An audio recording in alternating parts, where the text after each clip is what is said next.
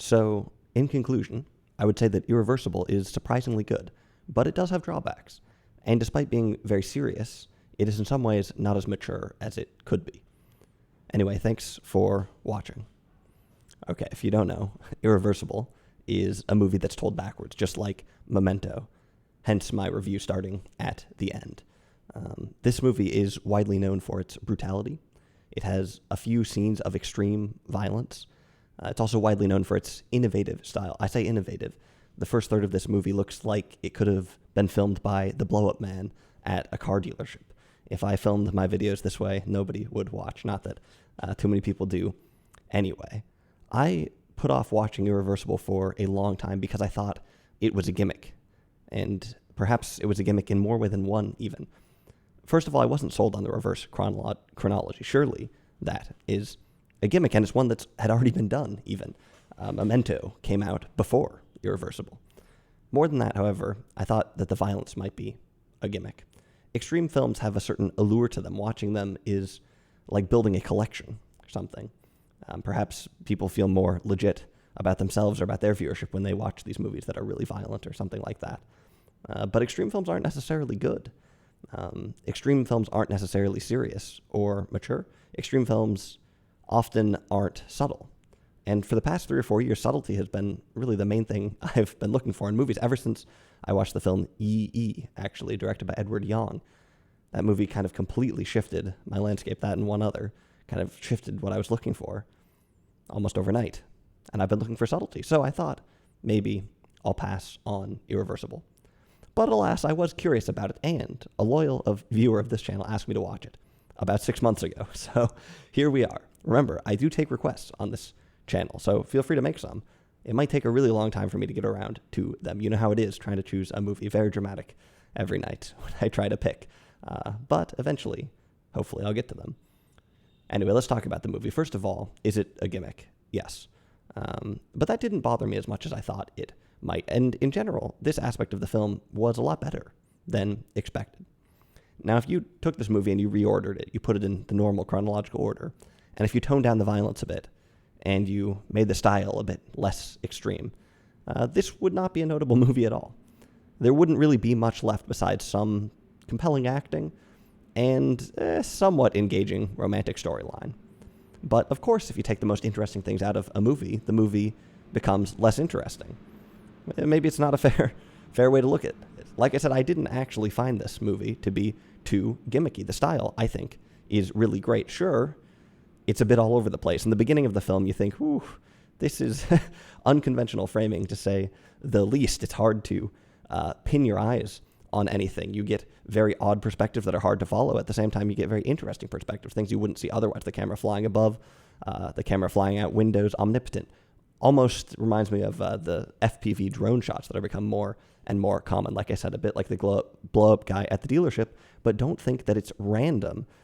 Don't think that it's just crazy style for the heck of it. The scenes are highly choreographed. Things are revealed to you very deliberately. At just the right moment, the scenes build on each other. So the style, I think, actually is great.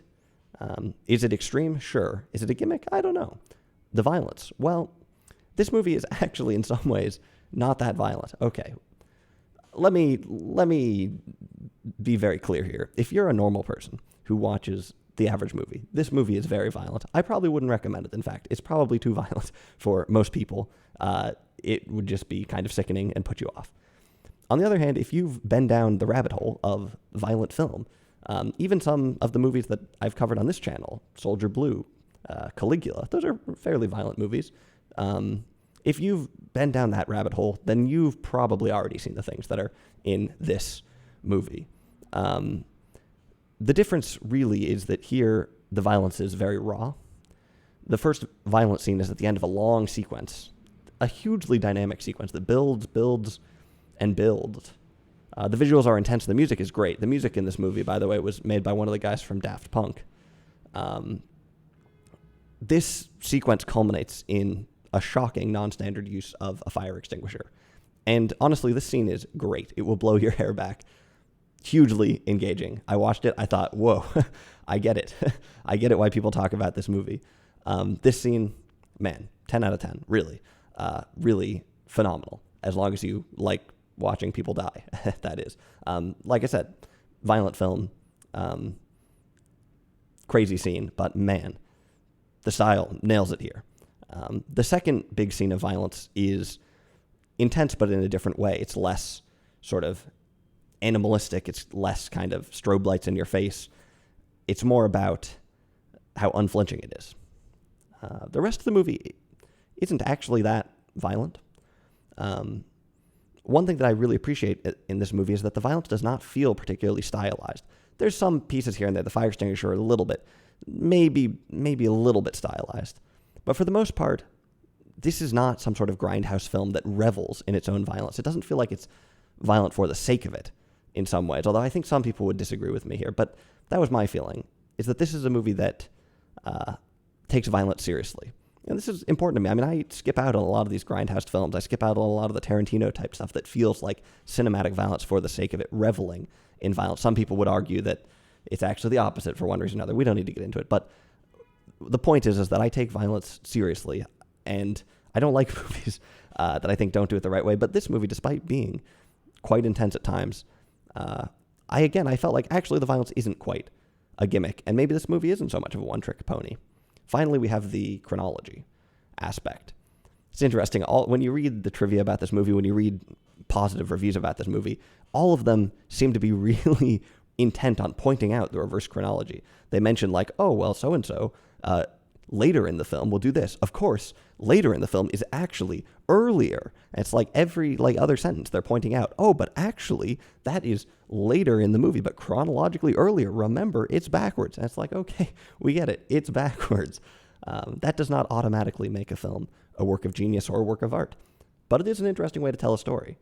And it has some different dynamics than usual storytelling. The mechanics. Let's think about it a little bit. As the movie goes on, it gets further and further from a resolution, which is in some ways part of the agony of this movie, is that there's no way to undo the end, and we get farther and farther from even being able to undo the end, or even knowing what happens afterwards. The plot does still evolve, however, even with the end being fixed, because we get more and more context as the movie goes on. We start to understand how things came to be, who the characters are. We can pass more and more judgments, and there is a slightly moralistic component to this that I'm kind of on the fence about in some ways.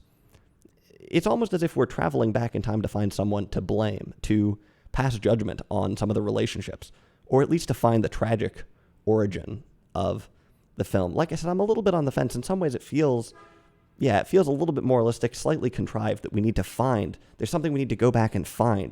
The movie won't be complete until this thing happens. Maybe slightly contrived. But it's interesting. This movie is not quite the twists. It doesn't have quite the same playful twists going back in time as something like Memento does, which is really a clockwork film. This is not quite as much of a clockwork kind of situation, but there are twists and there are ways they keep the story fresh as you go back into the past that for the most part are carried off well. Now, the movie gets less and less intense in some ways as it goes on. This crazy camera work that the film starts with, by the end of the film, is all but gone. The movie starts with one piece of violence. The second piece is about halfway through, and the last third of the movie, the pace is completely different. It slows down a lot. I think some people complain about the movie being sort of incoherent in some ways, and about the last third of the movie being boring. The pace is definitely slow, and I think there are scenes in it that are drawn out too long, shouldn't be there. The scene on the metro, for instance, the subway in Paris, I think is more or less useless. Now, I understand why it's there. Actually, it does serve a very clear purpose, which is that it repositions one of the characters. Like I said, you learn more about these characters, you get more context about the relationships. Well, this scene in the train, you see a little bit more about one of the characters. I don't want to spoil anything here. But that's why it's there, and there's something to that. But at the same point, you do think, this is very different from the primal, animalistic beginning of the movie. There's not anything wrong with that necessarily, but it wears on you a little bit as you watch it, I think. This movie won the Golden Palm at Cannes. This is an art film, not an action movie, I guess. Why is that? Well, maybe part of it is the slowing down nature of the final third, right? This is some attempt to win legitimacy for the film as an art piece. That's pretty cynical. one of the reasons why I take the cynical view of it is that I don't think it quite carries it off. The acting is good. Well, like I said, if you were to reverse this film and tell it in the normal order, you'd get good acting, and you get a somewhat compelling romantic plotline, but you would not get anything earth-shattering. You would not get breathtaking subtlety. You would not get, I think, much in the way of true insight on life or anything like that. The things I kind of want to see in movies, in other words. And so when the movie does slow down, there's something there to it. Endearing characters, compelling acting. But to me, it doesn't quite have the subtlety I would like. It is interesting, minor spoiler here, that the movie in some ways has a happy ending. Sort of. Now, another thing about this movie is there's kind of a pseudo-philosophical undercurrent through a lot of it.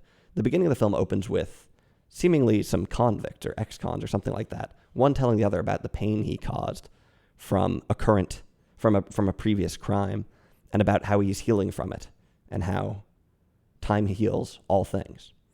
It seems like this is being set up as kind of a foil to the message of the movie, which is the opposite of that, right? It seems like it's these convicts who are not really realizing, they're saying, as the perpetrators of these crimes, that things will heal, that they won't face the pain eventually.